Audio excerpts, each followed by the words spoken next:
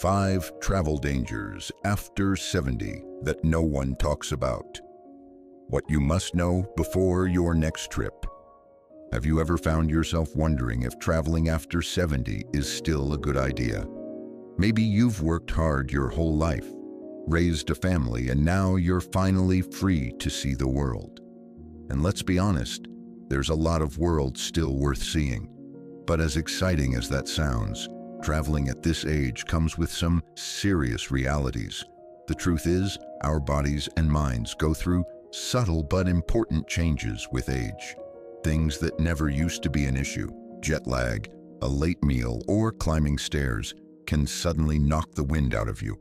And unfortunately, many seniors don't realize how much travel has changed for them until they're already on the road and facing a challenge they didn't expect.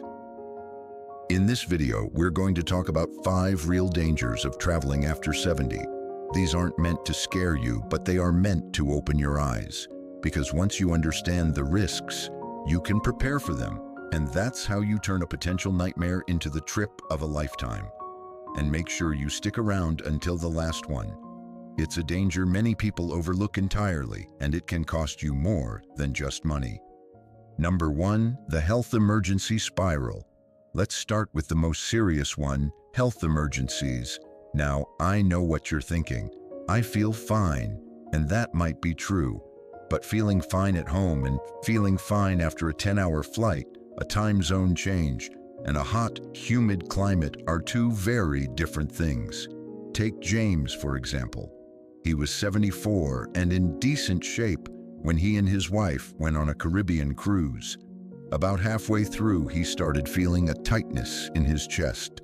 The onboard medical team was kind but limited. They could only do so much until the ship reached the next port. By the time James got to a proper hospital, it had been hours. He was lucky. He survived. But he admitted later that he hadn't even thought to check if his heart meds needed adjusting before the trip. The problem is, when you're far from home, a simple issue can snowball. Long flights can raise your risk of blood clots. Higher altitudes can strain your lungs and heart. And something as basic as missing a dose of medication or not drinking enough water can become a big deal.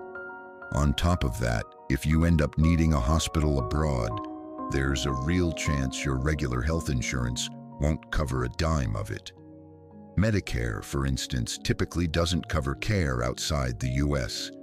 And those emergency evacuation helicopter rides you see on travel shows, those can cost tens of thousands of dollars out of pocket. So before you pack your bags, talk to your doctor. Make sure your medications are in order. And don't just assume your insurance will take care of everything. Travel insurance that includes medical coverage and emergency evacuation is one of the best decisions you can make. It's not exciting, but it's smart. Number 2, infections, illness, and unfamiliar bugs. Let's talk about germs, because unfortunately, they travel too. One of the sneakiest risks for seniors traveling abroad is exposure to new bacteria and viruses.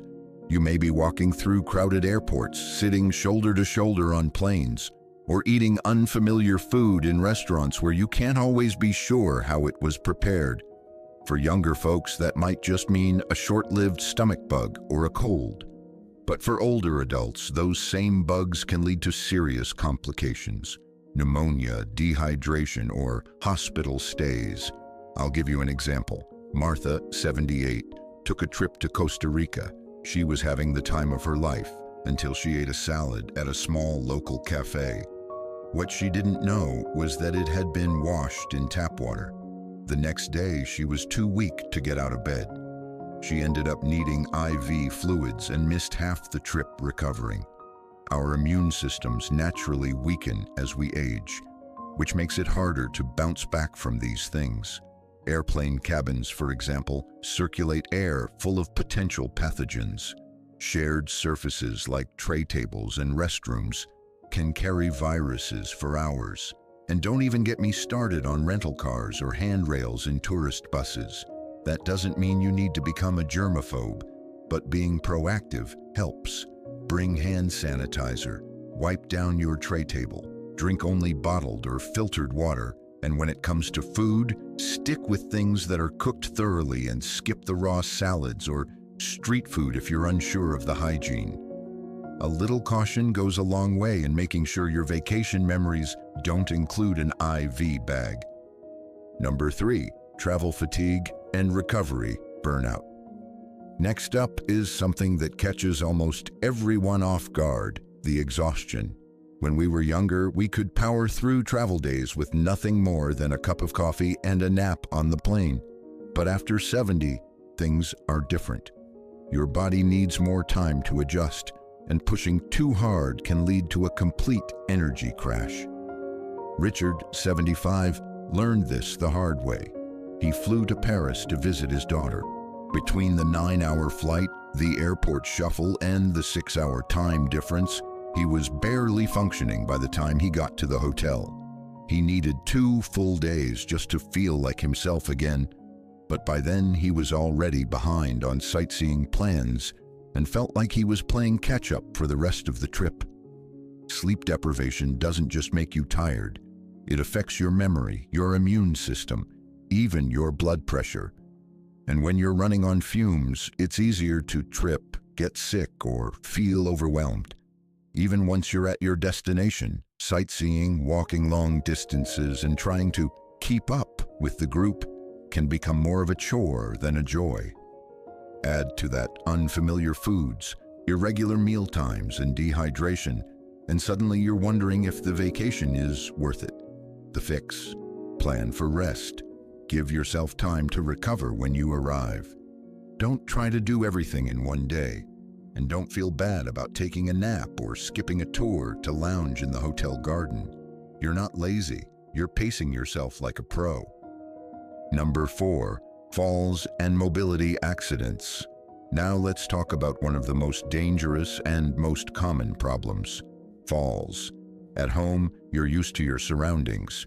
You know which rugs to step over and which chairs are stable.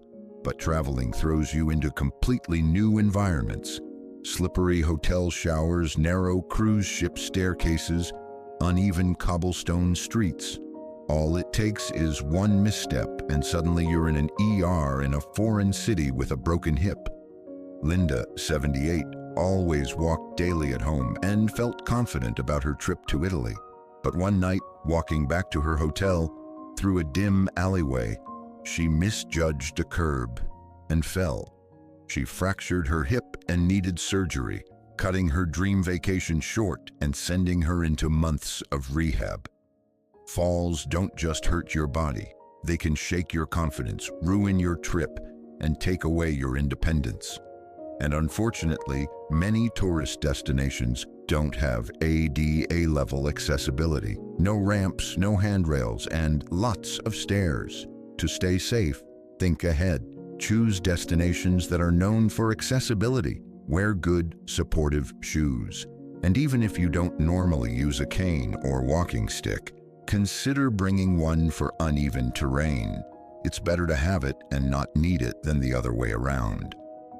Number 5, financial risks and scams that target seniors. Finally, let's talk about money, because travel gets expensive fast, especially when things go wrong. One of the biggest financial dangers for seniors is assuming that their usual insurance will cover anything that comes up. The truth? Most regular plans, including Medicare, won't cover medical treatment outside the US, and definitely not things like emergency air evacuations. That means if you get injured in Thailand or have a stroke on a cruise, you could be on the hook for tens of thousands of dollars. Some hospitals overseas even demand payment before they begin treatment. And then there are scams. Seniors are a frequent target for travel fraud. Fake vacation rentals, sketchy taxis, overcharged meals, or even friendly locals who suddenly disappear with your wallet. George, 76, fell for an online vacation deal that looked professional. He paid for what he thought was a beachfront resort, only to arrive and find the address didn't exist. His $2,000 gone, and he had to scramble to find a last-minute hotel at twice the price. So how do you protect yourself? Don't just rely on your usual health coverage. Look into travel insurance that includes trip cancellation, medical coverage, and emergency evacuation. Always book through reputable sites or travel agents, and be extra cautious with your credit cards, passport, and cash while abroad. A little skepticism can save you from a big mistake. Closing thoughts. So, does all this mean you shouldn't travel after 70? Not at all. But it does mean you need to travel smarter. The days of spontaneous getaways may be behind you, but that doesn't mean the adventure has to stop. You just need to plan for comfort, safety, and peace of mind. Because the goal isn't just to get there. The goal is to enjoy it and come back feeling better, not worse. Choose destinations with good healthcare access. Build in recovery time, eat cautiously, stay aware, and above all, listen to your body. Because in this stage of life, every moment is precious. And with the right planning, your next trip can still be one to remember, for all the right reasons. Thank you so much for spending time with us today. We'd love to know what insights stuck with you the most. Drop a comment below and tell us how you'll put it into practice in your own life. Your perspective truly matters, and hearing from you encourages us to keep creating meaningful, supportive content. If this video brought you value, please give it a like, subscribe to the channel, and consider sharing it with someone who might benefit too. We appreciate you, and we can't wait to connect with you again in our next video. Until then, take good care.